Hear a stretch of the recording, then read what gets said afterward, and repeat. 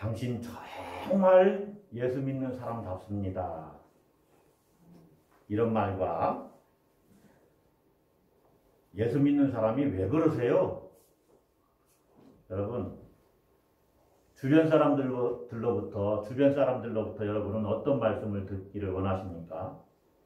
자, 많은 사람들이 예수님을 믿습니다. 그 많은 사람들이 예수님을 믿는데 그런 사람들을 우리 모두를 두 부류로 이렇게 나누어 보면은 이렇게 나눠질 거라고 이렇게 생각을 합니다. 첫 번째 부류의 사람은 진짜 예수 믿는 사람 같은 사람이지요. 두 번째는 이런 사람들일 거예요. 교회는 다니지만 예수 믿는 사람 같지 않은 사람입니다. 자, 전제는 예수 믿는 사람이 과연 어떤 모습이어야 되느냐. 한번 우리가 어떤 표준이 있을 것 아니겠습니까? 모델이 있을 거예요. 그걸 예상하고 상상하고 두 부류로 나눠본 거죠.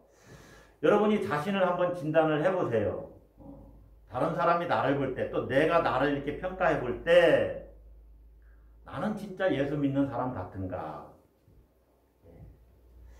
세상 사람들은 예수 믿는 사람을 향해서 어떤 기대를 합니다. 기대치가 있다는 거예요. 도덕적으로나 윤리적으로 일반 믿지 않는 사람들보다는 뭔가 좀 다르기를 바란다는 거죠. 그래서 그 기준에 못 미치면 예수 믿는 사람이 왜 저래?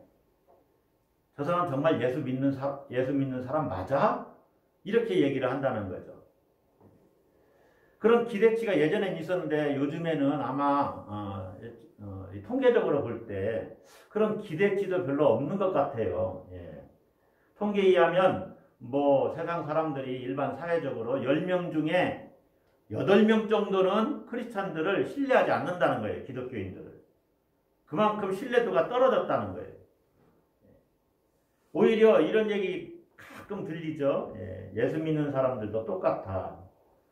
더하면 더했지 못하지 않아. 예수 믿는 사람들이 더한 것 같아. 이런 말까지도 들리는 그러한 시대가 요즘이 아닌가 생각해 봅니다. 정말 가슴 아픈 현실입니다. 특별히 여러분 이 가족들 안에서 가정 안에서 인정받기란 더욱더 힘들어요.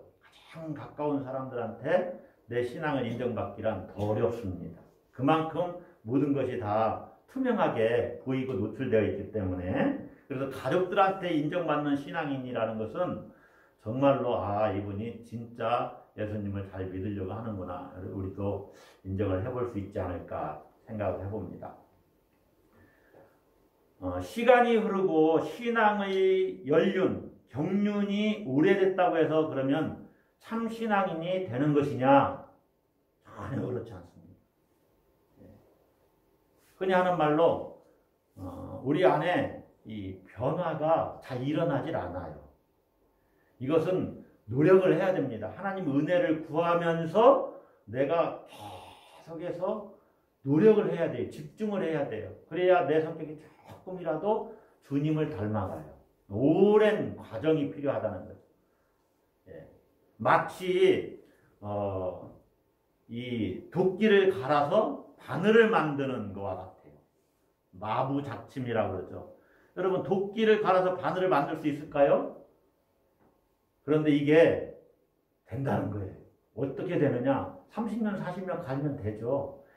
중요한 것은 포기하지 않는 거예요. 그래서 초심을 잃지 말아야 된다. 초심불망 마부작침이라는 이 한자 사자성어가 있어요.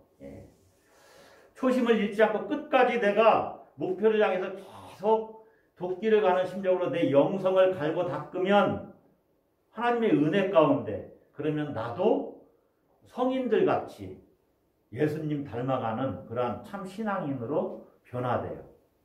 로마서에 의하면 이 세대를 본받지 않는 겁니다. 그리고 세상 풍조를 따르지 않는 거예요. 그리고 계속해서 마음을 새롭게 함으로 변화를 받는 겁니다. 그러면 우리 안에서 하나님이 도우시고 우리를 이렇게 다듬어 가셔요. 조금 모난 성격 같은 걸 다 깎이고 그래서 부드러운 마음이 되게 하시고 또 거짓된 마음 버리고 정직한 영을 날마다 내가 강구하면 정직해지죠. 거짓말하지 않고. 그래서 여러분 참 신앙으로 서기 위해서 내가 노력을 해야 돼요.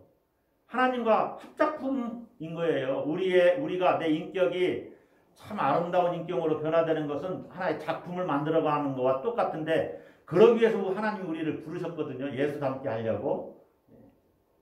하나님의 자녀가 그래야지요. 그렇지 않습니까? 하나님의 자녀가 하나님 자녀다워야지 사탄의 자식같이 그렇게 악하고 독하면 되겠습니까? 하나님 자녀다워야지요. 그래서 하나님이 계속해서 그 작업을 해가시는 거예요. 오늘 우리는 본문을 통해서 교회력에 따른 복음서 본문인데 본문을 통해서 두 이야기를 접하게 됩니다. 하나는 서기관들에 대한 이야기고 하나는 가난한 과부가 드린 헌금, 그 헌금을 드린 가난한 과부에 대한 이야기입니다.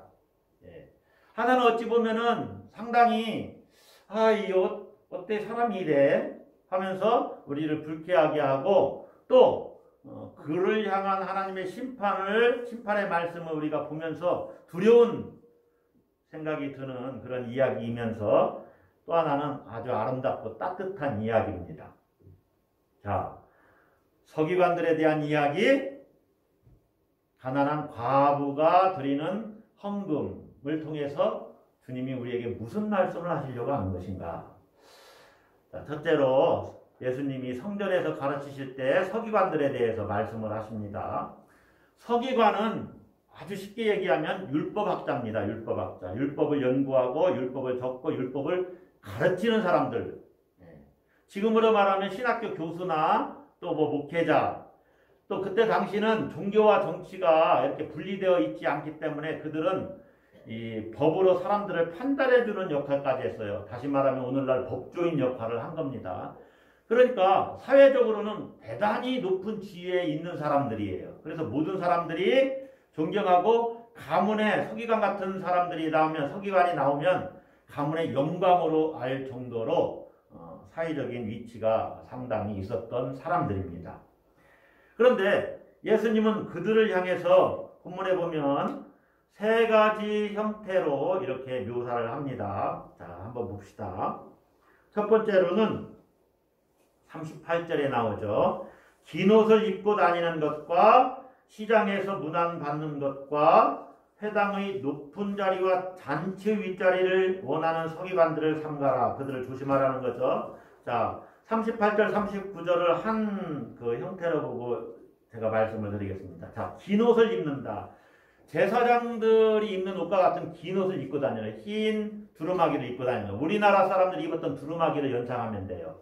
그런데 옷 밑에 옷술을 이렇게 술을 달아가지고 그분들이 서기관이라는 걸 이렇게 알게끔 하고 다니는 겁니다.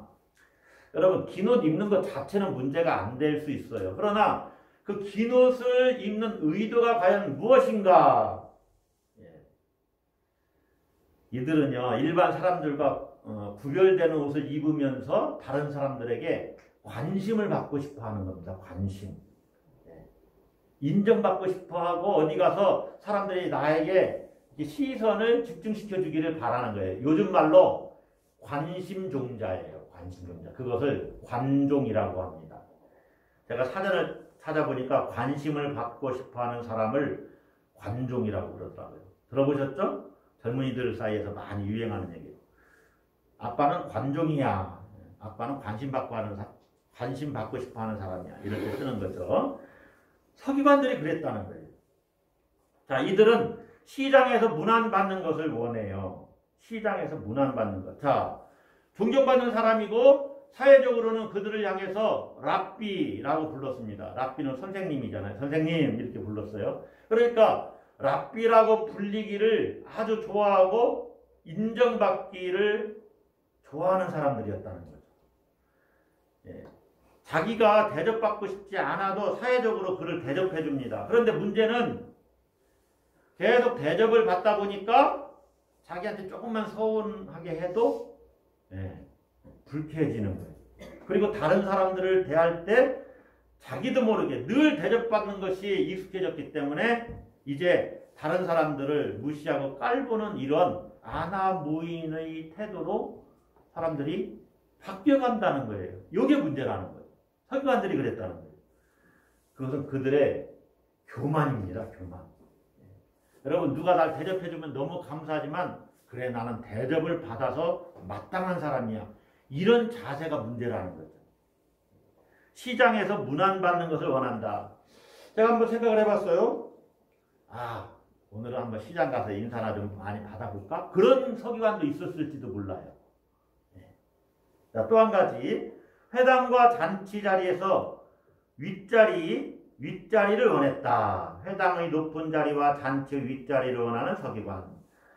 회당은 알다시피 하나님 말씀을 듣는, 배우는 예배 공동체의 자리입니다. 오늘날로 조그만 교회와 마찬가지예요. 사람들이 모여서 안식일 날 말씀을 듣죠. 그런데 이 서기관들은 이 율법의 궤, 상자가 있잖아요. 이렇게 상자가 저기에 율법의 두루마기를 놓으면 거기는 조금 단이 높아요. 그 앞에 앉는 것을 좋아해요. 그렇게 앉으면 이게 모든 사람이 다 보이거든요. 그리고 사람들이 자신을 주목해 주잖아요. 그래서 그걸 아주 좋아하는 사람들이었다. 전체 회정을 잘 볼 수 있는. 그리고 잔치 자리에서의 상성은 어떻습니까?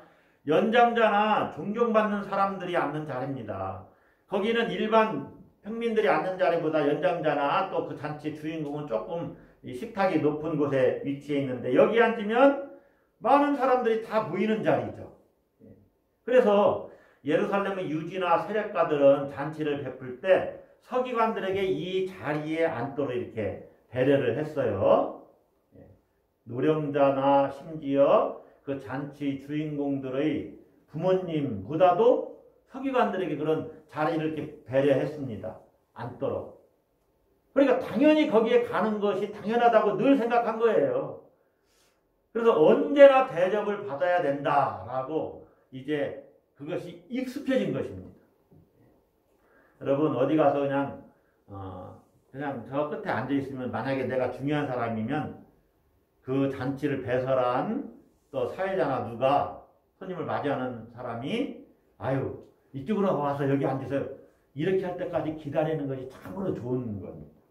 아무 자리나 앉으면 여기 다른 사람 앉아야 되는데 비켜주세요. 그러면 곤란하잖아요. 근데 서기관들은 항상 높은 자리 거기에 앉길 원했다는 거죠. 대접받기를 좋아했다는 것입니다. 그래서 예수님께서 그 치졸한 명예욕에 대해서 일침을 놓는 거예요, 지금. 자, 문제는 이 서기관들의 명예욕에 이어서 예수님이 또 두 번째로 그들의 행태를 고발하고 계시는데 재물에 대한 탐욕을 고발하십니다. 자, 40절 보십시다. 그들은 과부의 가산, 과부의 재산을 삼키며 과부의 가산을 삼킨다. 서기관들이. 공동 번역을 보면은요. 삼킨다는 단어를 등쳐먹는다. 이렇게 번역을 했어요. 과부의 가산을 등쳐먹는 사람. 서기관들이. 그들은 성경을 해석해주고 그 성경 해석비를 과부에게 받아내기도 하고 때로 자신들의 그 관리하에 과부들을 두고 돌봐준다는 명목으로 적정선 이상의 헌금을 강요하든지 또는 과부들이 소유한 부동산 거래를 도와주면서 부당한 이득을 취득하는 겁니다.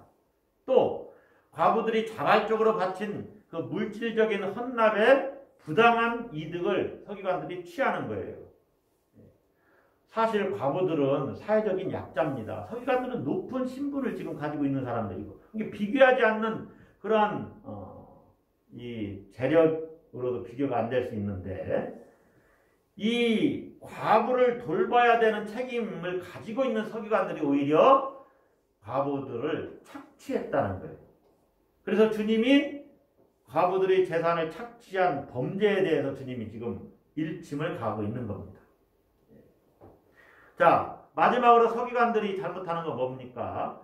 외식으로 길게 기도하는 자니 40절 중간에 있죠. 외식으로 길게 기도한다. 여러분 길게 기도하는 것 자체는 문제가 안 됩니다. 여러분도 때로는 길게 기도해야 됩니다. 주님을 오랜 시간 의식하고 주님과 교통하는 시간이 사실 필요해요. 뭐 바쁠 땐 짧게도 할 수 있지만, 그러나 주님을 오래 생각하는, 사랑하는 연인을 오래 생각하는 것과 마찬가지죠. 이 길게 기도하는 것 자체가 문제가 아니라 외식으로 기도했다는 거예요. 외식으로 길게 기도했다. 외식으로 길게 기도했다. 이 말씀에 외식으로라는 말은 남에게 보이려고 길게 기도했다. 외식으로, 그 말은 남에게 보이려고. 공동번역에서도 그렇게 번역했어요. 남에게 보이려고 기도하는 겁니다. 기도는 하나님을 향해서 기도하는 건데 사람을 향해서 기도하는 거예요. 나 이렇게 서기관들 얼마나 율법 지식이 많아요. 그러니까 능력이 있어요. 길게 기도할 수 있는 능력이. 성경 구절을 대면서 막 길게 기도할 수 있죠. 근데 나 이렇게 성경 지식이 많아요. 나는 길게 기도할 수 있는 사람이에요. 내가 기도를 이렇게 잘하는 것을 좀 알아주세요. 라는 마음을 갖고 기도하는 것, 그게 문제라는 거죠. 사람에게 인정받기를 원하는 기도를 이렇게 길게 드렸다는 거죠. 사실 누구나 인정받기를 원합니다. 사람들이 나를 인정해 주는 것은 나쁜 게 아니에요. 이건 좋은 겁니다. 그러나 인정받으려고 막 애를 쓰면서 자기를 속이면서 거룩한 척하면서 또 내가 굉장히 잘난 사람인 척하는 것, 내가 이렇게 똑똑하다는 것을 보여주려고 똑똑한 척하는 것, 요게 문제라는 거예요. 요게 외식입니다. 사람에게 보이려고 하는 것. 그러면은 사람을 대상으로 사람을 향해서 신앙생활하게 되면 어떤 사람이 됩니까? 위선에 빠져요. 뭐에 빠진다? 위선에 빠진다. 요게 문제라는 거죠. 주님이 가장 싫어하는 거예요. 위선에 빠진다. 앞에서는 잘하는 것 같은데, 말씀을 잘 듣고 신앙생활 잘하는 것 같은데 뒤에서는 꿍꿍이 속이는 거예요. 딴 마음이 있는 거예요. 이게 율법주의자들이 그런 거죠. 바리새인들. 형식적으로는 저 사람 참 예배생활도 잘하고 있고 잘하는 거예요. 겉모습. 예를 들면은 부부지간에도 밖에 나가서 사람들 앞에서는 참 잘하는 것 같은데 집에 가면 막 폭력을 쓴다든가. 그런 사람들이 있어요. 이게 이제 위선이죠, 위선. 주님이 그것을 지금 책망하시는 것입니다. 얼마나 심각하게 경고하시냐면 40절 뒷부분을 보세요. 그 받는 판결이 더욱 중하리라. 이게 여러분 우리 개역 개정판 성경에는 이게 그 판결의 심판의 중대함이 이게 굉장히 이렇게 드러나 읽히질 않아요. 그런데 표준 세번역을 읽어보면 이래요.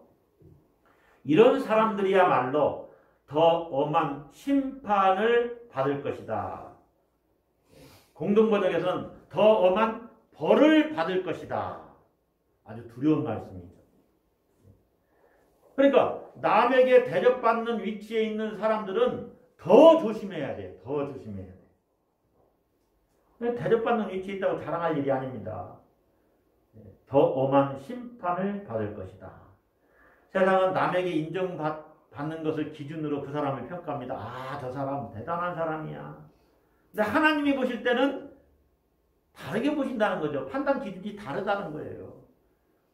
그 사람 마음의 중심을 보시는데 저 사람 정말 진정성이 있느냐? 겉과 속이 똑같은 사람이냐? 외모적으로 보이는 그 모습 그대로 마음의 중심이 온전하냐, 순전하냐, 순수하냐? 그것을 보신다는 거죠. 여러분, 참 신앙으로 서려면 어떻게 해야 됩니까? 외식과 위선을 버려야 됩니다. 시편 51편에 있는 말씀처럼 내 속에 정한 마음을 창조하시고 내 안에 정직한 영을 새롭게 하소서. 이 기도를 날마다 드리면서 나는 정직한 삶을 살 거야. 나는 정말 정한, 성결한 그런 영으로 살아야지. 이게 아름다운 신앙이에요. 그리고 다른 사람들을 상처 주거나 다른 사람들을 착취하거나 다른 사람들에게 물질적으로도 피해를 주는 일을 멈춰야 됩니다. 재물에 대한 탐욕을 내려놔요. 내가 가지고 있는 것보다 저 사람 것이 더 좋고 이웃에 있는 무엇이 더 좋을 수 있죠. 더 이웃이 더 부자로 살 수도 있죠. 그러면은 막 내가 부럽긴 부러울 수 있겠죠. 그러나 축복을 해줄 일이지 다른 사람들을 착취하고 빼앗으려고 하고 그래서는 안 된다는 거죠. 내가 대접받고 싶으면 나도 다른 사람을 잘 대접하라고 그러잖아요. 마태복음에 산상수훈에서. 그런데 나는 대접받고 싶어 하면서 다른 사람은 무시하고 그렇게 하지 말라는 거죠. 자, 가난한 과부 이야기를 한번 봅시다. 주님이 헌금함에 대하여 앉으셨다. 41절 보세요. 헌금함에 대하여 앉으셨다. 그래서 무리가 어떻게 헌금함에 돈 넣는가를 보실세. 여러 부자는 많이 넣었다. 그렇게 시작하죠. 41절에. 그런데 가난한 과부가 이제 헌금을 합니다. 42절. 한 가난한 과부는 와서 두 렙돈. 이 두 렙돈은 헬라 동전입니다. 요즘 말로 말하면 뭐 달러겠죠. 전 세계에 통용되는. 그런데 로마 동전으로는 한 고드란트예요. 이 액수는 정말로 미미합니다. 어떻게 이렇게 작은 그 헌금을 하시는 것을 알고 부자들이 많은 헌금을 한 것을 알았을까? 이 당시에는요, 헌금괴가 쇠로 된 나팔 모양의 입구에 동전을 던져 넣는 식이었어요. 예를 들면 여러분 뭐 트럼펫이나 색소폰 나팔이 이렇게 돼 있죠. 거기에 동전을 넣는 거예요. 그러면 따다다닥 하면서 들어가죠. 제가 지금 몇 개 동전 던졌어요? 따다다다닥 따다다다닥 5개 던졌네. 아무리 우리나라에서 굵은 동전을 던져도 500원짜리잖아요. 따다다다닥. 근데 어떤 사람은 너너너너너너너너 하고 막 들어가는 거예요. 많은 동전을 동전 바구니를 이만한 걸 가져와서 던지는 겁니다. 야, 헌금 많이 하네. 이게 보이는 거죠. 그런데 따닥 따다닥도 아니고 따닥 아주 작은 동전을 2개 과부는 던진 거예요. 소리를 통해서 헌금을 많이 넣는지 적게 넣는지가 이렇게 판별이 가능했다는 거죠. 그런데 예수님은 부자들이 많은 동전을 넣는 것, 헌금을 많이 하는 것에 대해서는 일체 말씀을 하지 않으셨어요. 여러분 이것도 중요합니다. 부자들이 어떤 마음의 동기를 가지고 헌금했는지 주님이 판단을 하지 않으셨습니다. 그런데 가난한 과부의 작은 헌금에는 아주 주목해서 보셨어요. 그리고 가난한 과부가 드리는 그 헌금에 대해서도 칭찬을 하십니다. 그 행동에 대해서. 가난한 과부가 헌금한 액수는 당시 화폐 가치로 너무나 미미한 액수예요. 얼마나 미미하냐. 당시 하루 노동자의 품삯이 1데나리온입니다. 1데나리온의 128분의 1이에요. 그러니까 오늘날 만약에 하루 노동자가 저는 정확히 모르겠는데 15만 원이라고 합시다. 15만 원. 그러면 두 렙돈은 얼마냐? 2,343원인가 이렇게 되더라고요. 2,300원 정도밖에 안 되는 거예요. 한 끼 식사도 안 되는 거예요, 사실. 그거를 가난한 과부가 헌금을 했습니다. 부자들이 헌금할 때 큰 소리가 났을 거예요. 어떤 동기로 드렸을까요? 동전 떨어지는 소리를 사람들이 다 듣겠지? 그러면 내가 많이 드리면 사람들이 날 주목해보고 야 역시 부자라 달라 하면서 나한테 관심을 보이고 나 칭찬할 거야. 또 하나는 이런 것이 있을 수 있겠죠. 하나님께 정말로 내가 많이 드리면 내 소원을 하나님 잘 응답해 주실 거예요. 하나님 이렇게 많이 드리니까 들어주세요. 이렇게 이런 마음으로 드렸을지도 몰라요. 여러분 다 다른 동기는 아닙니다. 어쨌든 부자들이 드리는 헌금에 대해서는 주님은 일체 말씀을 하시지 않다가 과부의 헌금에 대해서는 엄청난 의미를 부여하십니다. 자, 오늘 본문이 서기관들에 대한 이야기를 하고서 헌금 드리는 모습을 보고 과부가 드리는 그 헌금에 대해서 칭찬하셨다. 이건 뭘 이야기하냐면 서기관들의 가식적인 영성에 대해서 경고하신 예수님이 진짜 원하시는 영성이 무엇인지를 보여주는 사건이라는 거죠. 그래서 한번 봅시다. 43절에 예수께서 제자들을 불러다가 이르시되 내가 진실로 너희에게 이르노니, 이게 중요할 때는 진실로 이렇게 말씀하시잖아요. 아멘이라는 말이거든요. 내가 진실로 너희에게 이르노니 이 가난한 과부는 헌금함에 넣는 모든 사람보다 많이 넣었도다. 모든 사람들이 다 헌금을 했지만 그 모든 사람보다 이 가난한 과부가 더 많이 헌금을 했다.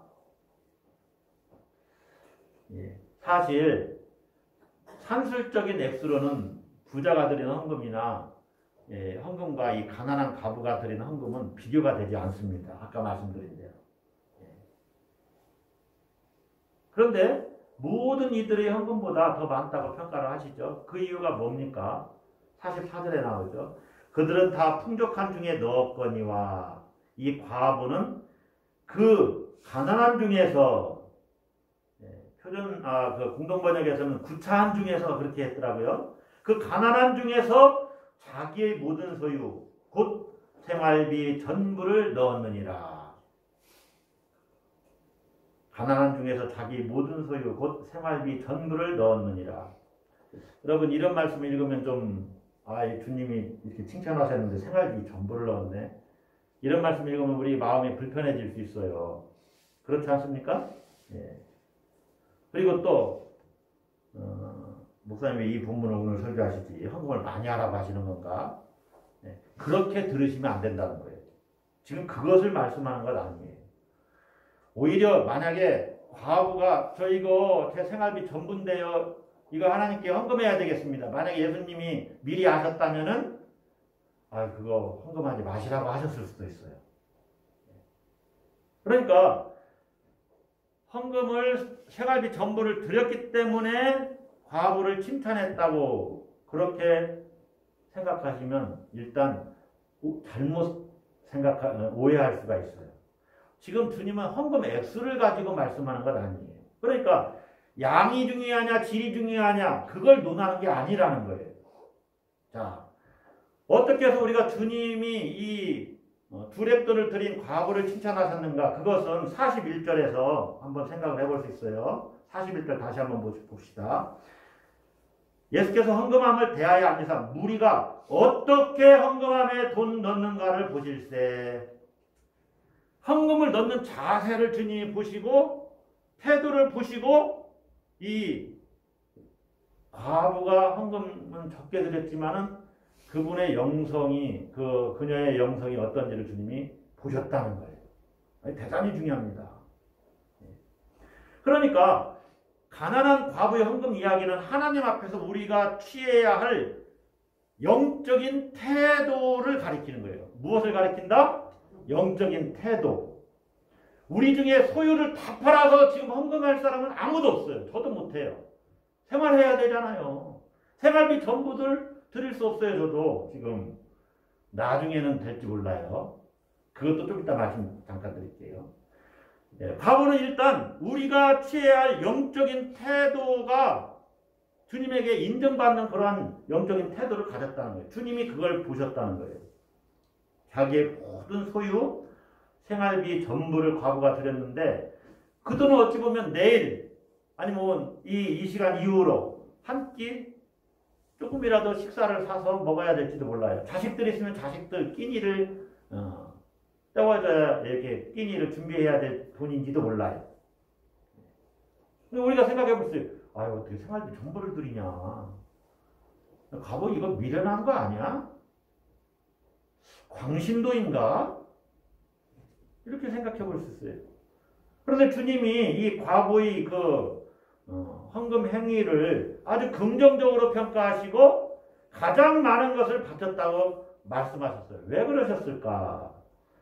여러분, 이 과부는 일단은 먼저 과부가 드리는 헌금은 가난한 가운데서도 드려진 하나님을 향한 그녀의 사랑과 헌신의 의미를 담고 있습니다. 하나님을 향한 사랑과 헌신. 그 태도에서 보니까 정말 하나님을 사랑하는 게 느껴진 거예요. 주님이. 진정성이 느껴진 거예요. 과부는 명예도 없습니다. 그리고 그 헌금을 드리면 뭐 서기관이나 성전에서 이 여인을 책임져 주겠다는 어떤 보장이 있는 것도 아니에요. 미래에 대한 보장도 약속받지 않았습니다. 그런데 자신의 재산을 아낌없이 드리는 순수한 믿음의 행위였다는 거죠.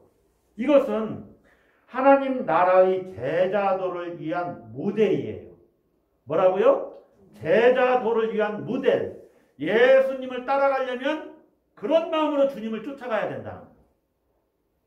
모든 것을 내려놓고 버려두고 주님을 따르는 모습이 이 가난한 과부에게 있는 거예요. 그러니 주님이 칭찬하시죠.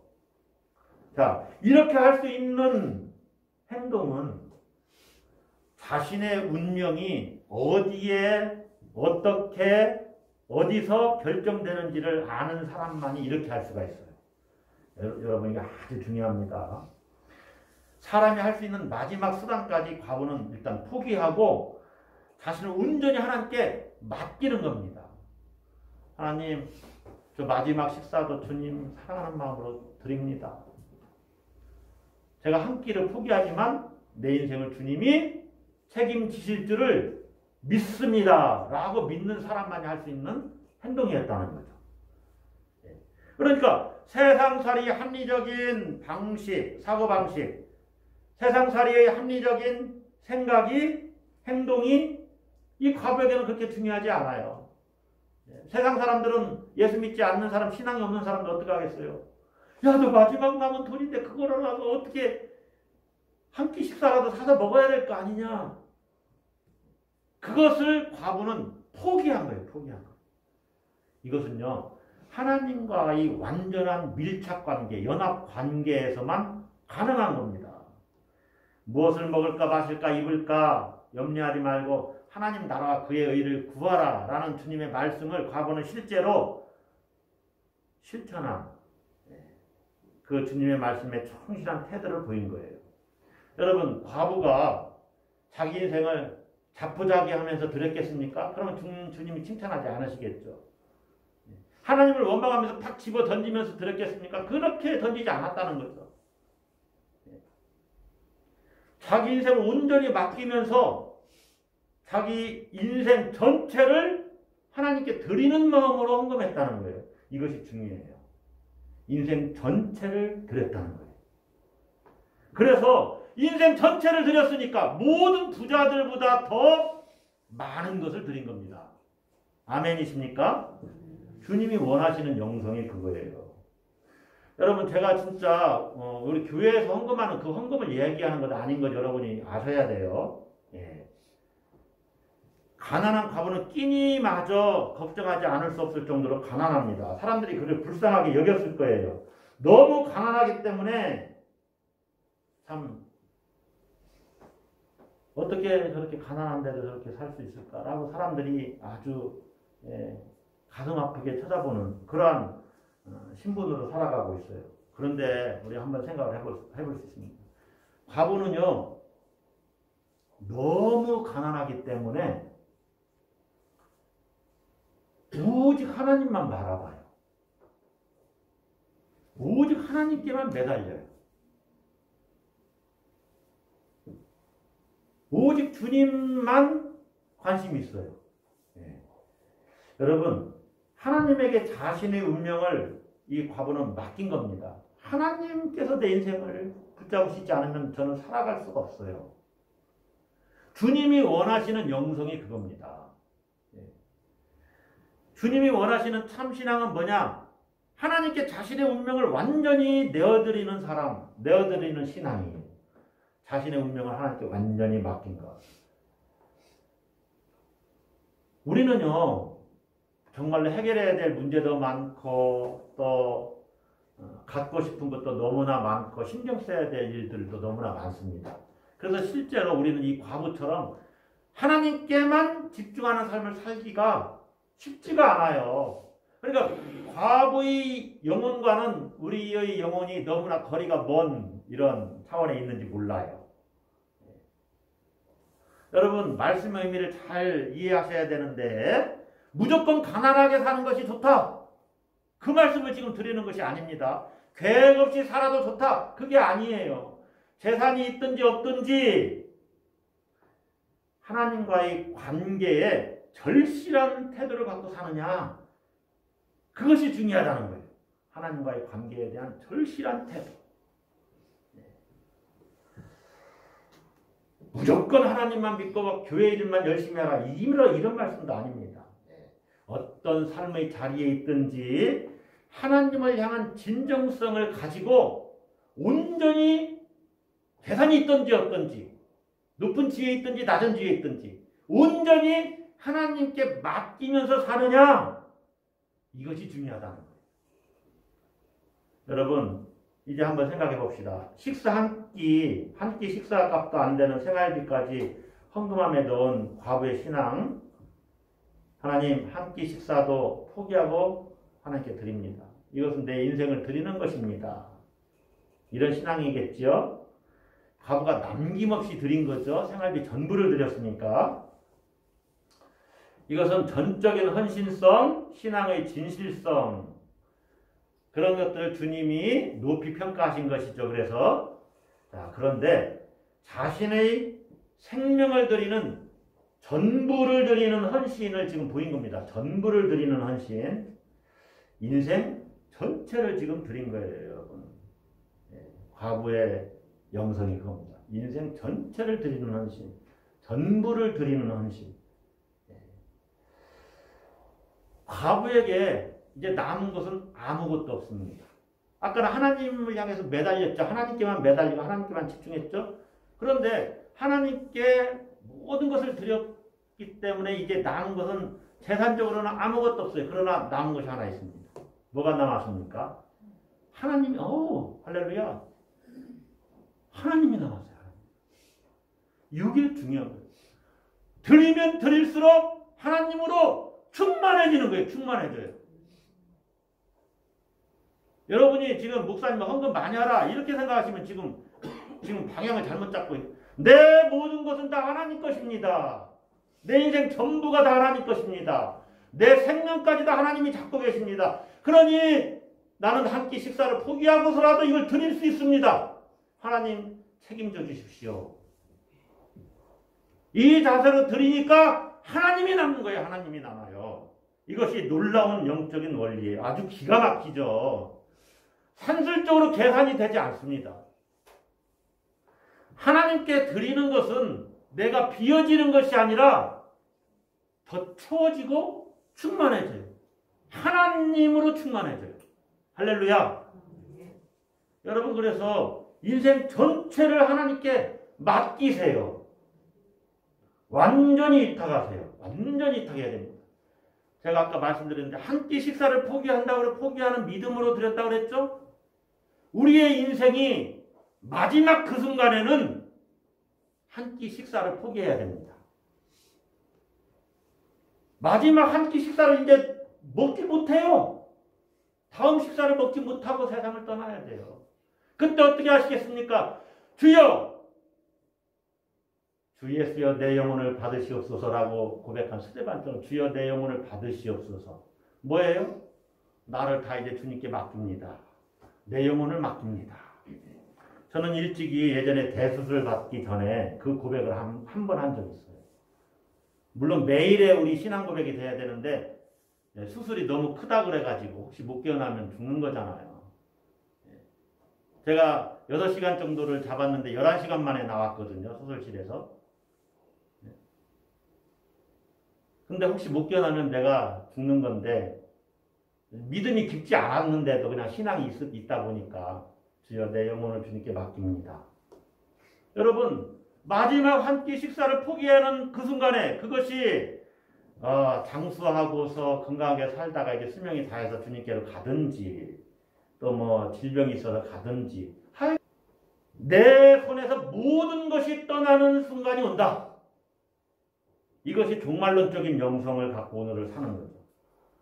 이런 절박한 심정이 본문에 나오는 가난한 과부의 영성입니다. 여러분 한번 이제 또 생각을 해봅시다. 우리가 정말 이 가난한 과부의 영성으로 살면 정말 가난해집니까? 쪽박을 차게 되나요? 하나님께 모든 걸 맡기고 내어놓고 주님 제 모든 것은 다 주님 거예요. 필요하시면 언제든지 말씀하세요. 다 드릴 수도 있어요. 그러나 또 세상을 살아가는데 필요한 것도 다 주실 줄도 믿어요.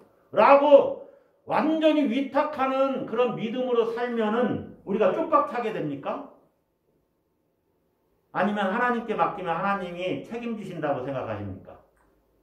답은 여러분이 한번 스스로 내려보시기 바랍니다. 자, 말씀을 정리하겠습니다. 참신앙으로 서려면 어떻게 해야 되느냐? 서기관 같은 신앙을 버려야 됩니다.